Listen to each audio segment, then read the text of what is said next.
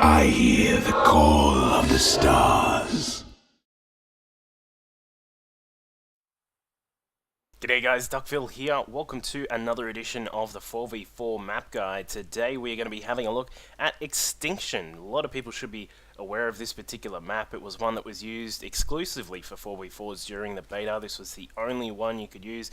In fact, it underwent a couple of tiny little changes. I think they were relative to these high ground spots. I can't exactly remember, but I'm pretty sure there was some sort of change to this map during the beta, but not much else other than that. It's been quite a common map. A lot of people do like this, a lot of people don't like this. It's kind of really dependent on your play style. I think if you're a person who likes to macro up and actually play a longer style of game, this probably isn't really going to be your map of choice when it comes to 4v4s. But I tell you what is a good part of this map is early rushing, and as we can see up here, we do have, we'll call these guys Team Number 1. This is featuring Kamikaze here as the yellow Zerg. We've got an orange Zerg over here, Nick, and we have a sexy pink Enteritis, who's over here. I just had a go at pronouncing that one. And our feature player of today, who sent through this rep to me, thank you very much to Briscoe. You can find him at on Twitter as well. I'll put that down in the links there. I totally forgotten what it is. I am so sorry. But either way, we're going to have a look at the particular features of this map, as we always do. We're going to look at various things you can use to your advantage. I'm not actually too sure if this particular VOD is going to see too much of the light of day, given that this particular map, I am thinking this may be one of the maps that'll be removed, because I believe there are one or are there two new maps that are coming out with the new patch, which is coming, the new season, which is starting up shortly. And I'm pretty sure there are one or two 4v4 maps which are going to replace a couple in the current ladder cycle, and I think this may be one of the ones that are getting replaced. I'm really hoping that Toxic Slums is one of them, but either way, we'll see what happens. Down here, team number 2, our opposing team, we do have a 2-gating red Protoss here by the name of Dio. Down here, we've got Ariel as our purple Zerg. We've got another Zerg over here, JCKT, we'll call him KT because it's quicker, and Kaed, I don't know, something like that. Either way, he's doing a very bronze-style strategy. This is from the League of Bronze, I believe. A couple of these guys are bronze. I'm pretty sure that Briscoe told me he was bronze, so I'm assuming that most of these guys are in bronze, and I've got to say, this particular strategy here, grabbing this quick forge and a couple of cannons, is very bronze style, but you don't need to do this sort of thing. I suppose the first feature we'll look at of this particular map is that there are a lot of ramps leading around the bases. You've got obviously these two that go down the front here to this, it's sort of like a front expansion, a little bit like a natural expansion, I suppose you could say. And then you also have a couple of ramps leading up to various entries into the bases, of course. So there's pretty much no way you can actually, unless you actually wall off and do some very tricky walling off, as we can see here from Dio. You can't actually you can't have players just sort of sitting back. Like on District 10, the map which I love a lot, you can't sort of just wall off two particular positions and then just say, alright, it's cool guys, let's just sit back and tech up or whatever like that. You have to actually be very vigilant about watching these ramps. As we can see here, Kamikaze is sneaking around the back into the backside of KT's base here. KT cannot see this just yet. A little bit of a mistake there, not moving those overlords around. But as we can see, Kamikaze quite happy that these lings have gotten across here. Now, the other couple of features about this map is that this can be a little bit is a little bit better for Zerg players, because as we mentioned, of course, there are these billions of ramps that go around the place, and all sorts of entryways into your opponent's base, and also the fact that there are these you've got a central expansion, as we can see here, right in the middle of your base, and then another one out the front, which is relatively easy to take and then defend as a Zerg player, of course, because Zergs love to grab that early expansion. But speaking of taking some shots early, we do see that we've got a little bit of a Zerg battle here. Kamikaze coming in. In fact, we have our purple Protoss Ariel coming in as well, and we've got a bit of a punch on here with all of these lings. We'll put on the health bars. Holy crawly, that is going a bit crazy, but it looks as if for the moment Team 2 will be able to hold this off just because of the weight of numbers here, but it looks as if there may be a queen that could go down. KT will be a bit upset if this goes down. He may just fend it off. There it is there. The Overlord standing in the way there, but either way, it looks as if we do have a particular strategy I'm quite fond of on in 4s, which is for if you do have 3 Zerg, which can be very, very difficult to deal with, what you need to do is have 2 of your Zerg, do a lot of early harassment with lots and lots of speedlings. As we can see here, we've got enteritis.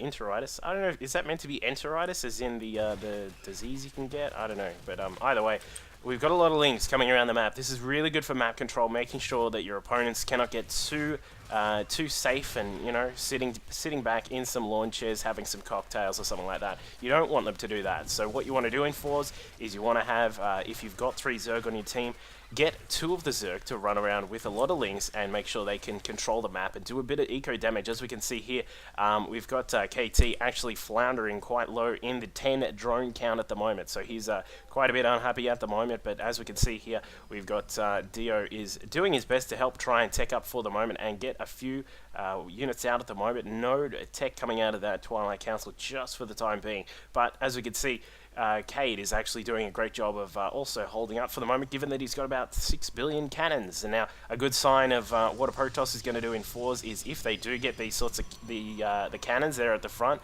it's a good bet that they're either going to tech very, very quickly, as we can see here, grabbing those 2 Stargates, probably going to start pumping out some Void Rays, and then obviously expansions are another ideal thing for them to do as well. Now, speaking of expansions, we've got, as we mentioned, a few around the map. We've got those 2 inside the base, obviously this one and this one here, but you've also got a couple outside. You've got this one, which is just like a normal sort of expansion in a 1v1 map. You also have one up the back. A lot of Terrans like taking this one very quickly, get a quick command center, float it over and take this one, and you can be in a really good position economically, because generally, of course, none of the early units can actually fly or do anything sort of harassy that way. Do keep in mind though, Reapers can run across here. Early game Reapers, you can grab some of them. They can jump down here into this low ground and jump up the back. If you have no units that can get up the back there and defend that, you're in a lot of trouble. I tell you what, that has happened once to me, and there were all sorts of caps lock buttons raging at that time. So it's one thing to be careful of. Another thing, of course, with this back expansion to keep in mind, Stalkers can blink across, Colossus can walk across, of course, and siege tanks can be placed here. I know this is a very, very late game sort of thing, but siege tanks can be placed here, and they can hit, I believe they can hit that refinery there if you would have something on the gas, and you can also do the reverse version, which is to put some here on the side, and then you can actually hit your opponents. I haven't actually seen anyone do that, but I'm pretty sure that would be a bit of fun to do that strat. But we do have a little bit of attack here from team number 1 running in with some Zerglings. The Banelings are coming across here, and they are going to be causing a little bit of trouble here for these Lings. They're very bunched up. Ariel doing a good job floating them away. Kamikaze, meanwhile, has decided that the mineral line is a good place to go and takes out a lot of those drones. And we do see the KT is still having a lot of trouble getting this economy up. We do have an expansion over here at the middle base there for KT, but he's still in a little bit of trouble at the moment.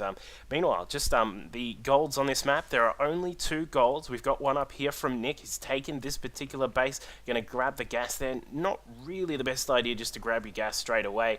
Generally with these sorts of golds in these sorts of maps, and especially with the tech that Nick is going for, I believe there were mutas on the way. Okay, if there are mutas, fair enough, you can take the gas, and obviously you do need the gas for the mutas, but it's generally better to try and just get your minerals up a little bit faster if you can. But either way, with that muta tech coming along, we'll probably need that extra gas, of course. But these expansions, do keep in mind, Zelnaga watchtowers are present in a few positions on this map. We have some here up at these little high ground positions. A lot of people love to put tanks up here. Colossus as well can stand up here and provide a lot of fire on your opponents when they try and move out around the map like this. So do keep that in mind, that these sorts of positions, it can be quite useful there. There are rocks blocking them off, but it's obviously something which you can deal with pretty quickly. But the Xel'Naga Watchtower does get vision of this expansion. I'm pretty sure it does actually see the town hall, or if you're old school like me and you played Warcraft 2 and you still call them town halls sometimes, these two, and obviously the mirrored versions on the other end of the maps, can see this expansion. This one can't actually see where the placement of the hatchery, command center, or nexus is, but you can obviously see the minerals that are being mined away there. Now, on the opposite side, of course, as we mentioned, there is this similar one over here, and then there are a couple more Xel'Naga watchtowers here as well. So there are a few watchtowers to keep in mind here. Obviously, these ones on the side aren't really that big of a deal. You don't actually see too many players doing too much with those. Generally just because they're kind of out of the way. Meanwhile, Cade is just coming across here with an observer, spots that there is a big air army coming out of Briscoe. And speaking of an attack, we did have some sort of Nidus. Where is it? I'm not actually sure. I'm trying to find it on the map. But there is a Nidus somewhere. Oh, it's up the back. Nope. I don't know where it is. It's somewhere. There is a Nidus. Either way, be afraid. But obviously, we are trying to have a look at some of the features on the maps. But anyway, back to the Xel'Naga Watchtowers. We're having a look at these ones that are inside the bases. These are obviously here, as you get 2 per side. Obviously, you can grab this one here. You get decent vision. You get a little bit of this attack path here, which people commonly take. You do get vision across to the side here. As we'll see here from Dio's vision with the Stalker, you can see across to your opponent's Xel'Naga. You can see a tiny little bit of this this front door expansion there as well, but not too much else. And of course, there are the mirrored versions. Here's that Nidus Worm, very tricky there from Kamikaze, very nice. But that is pretty much the watchtowers and the vision that you can gain from this map. We do see Cade has gone pretty hard on those Void Rays. They do not have any upgrades just as of yet. Let's have a quick look at what Briscoe has been up to. +1 on the weapons there for the prismatic beams. They're going to be beaming away at all sorts of things, lasers all over the place. But we do have a few of these Void Rays are just marching across the map. They're not actually going to get too far if these fungals from the infestors have anything to do with it, but they're not going to go off here. Looks as if this expansion will go down. A little bit unprotected for the sky there, but there's really not too much you can do against that many Void Rays when they have gotten into a full fleet like that. This hatchery will go down in no time at all. And there we go, the Void Rays charging up their beams. They're going hardcore now, and there it goes. So that's that expansion done there. Perhaps we will see a counter-attack here from Interitus, and do get a good fungal there. Not sure what these Lings are going to do, because they can't actually do too much against the Infestors if they're microed nicely. Mothership is on the way, apparently, according to Briscoe. That would be very cool to bring that into the game to make sure that the units are nice and cloaked here.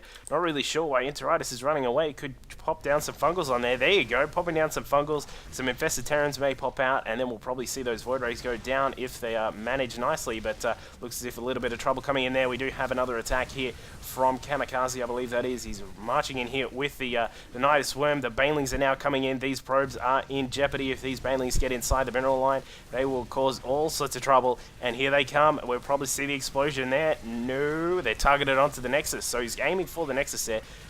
Good job to try and target that, but he's probably not going to get that down with all those Void Rays there, not to mention these Stalkers that have just come in from Dio as well. So this map, when you move into the mid-game, this really becomes a map about these high ground expansions here. These ones become a real contentious sort of part of the game, whereby the players, of course, with the low ground, you get some vision, you can snipe off your opponent's ones, or if you are on this high ground, you obviously get that advantage with tanks and Colossus, that sort of thing, being able to see all sorts of things. But have a look at this battle. We've got some mutas. That is a grand total of many mutas. I don't know. Let's call that the actual metric version of that, and the mutas are now coming through here. These guys are going to cause a lot of trouble. We did hear a very scary sound there. Where is it? I'm not actually sure where the mothership went, but it is around somewhere. I don't know, but it's there somewhere. Dio has taken this backdoor base. Obviously had to use a warp prism to get the probe across there to build that, but it is a good base to take that. But we do see Interitus coming in here with some fungals from those infestors, and mutas are going to be able to deal with all of that quite easily. Spine crawlers poking away at the infested Terrans on the ground, but they're not going to get too far. We do have a lot of Blink Stalkers here from Dio. If he's really careful with them, he should be able to take out all these mutas. And there is another Nidus. It's poking away at the ground there, and we do have Hydras now mixed in with these Stalkers. This is going to be very scary for Kamikaze if he's for Nick if he's not careful with those mutas. That could get a little bit ugly. But here's the Mothership. Void Rays and Phoenix are actually just following this Mothership here, so we'll see this come into battle. We do see a few of these Void Rays trying to shoot away at the Mothership. Mothership is actually being torn apart there, down to half health. The Phoenix are finally dealing with that. Some carriers coming in from the back as well, and now we do have a couple of these Stalkers just bouncing around here for Dio. He's trying to get away from all of these Lings. There are so many Lings there, not enough to actually take out all of these Stalkers if they're microed nicely, but definitely a lot to keep him on his toes here. KT coming down with some of these Hydras, taking out one of the Nidus Worms, now perhaps going to take out some of these Overlords, and I would say those Lings as well. Should be able to deal with those because we do have Aerial's Lings actually being a little bit of a meat shield there. But here is the main attack force from team number 1. Briscoe with his Mothership, which is now actually down, loses that. The Void Rays and the Phoenix in the sky probably going to be quite victorious here, given that the Void Rays are charged up. They have 1 armor and 1 attack, so they'll do a lot of damage to everything on the ground. Not to mention with those mutas in the sky as well. So standard sort of 4v4 game where you do see some of the players teching up quite hard, getting like a mass sort of effect with their units. And then a couple of players, I've really liked this the strategy here to use 2 of the players on team number 1 to harass a lot, whilst the other 2 players tech up quite quickly and quite hard. So that is a really nice strategy to use if you do have 3 Zergs. So try and keep that sort of strategy in mind if you team up with a couple of Zerg on the ladder, if you're randoming, or if you are with some teammates. Just sort of organize it. Say, look, you 2 run around with some Links, cause all sorts of trouble. We'll sit back and tech up, and then we'll just come through and roll people with Motherships and all that sort of crazy stuff. But these Phoenix from Briscoe, a little bit careless there, just losing a few of them. Don't want to lose them. Perhaps take them over to this this hidden expansion here and take out some of these probes if possible. Let's see some of that micro. No, he's just sort of a bit busy, I think, attacking somewhere else. Got to try and keep this carrier in the battle there.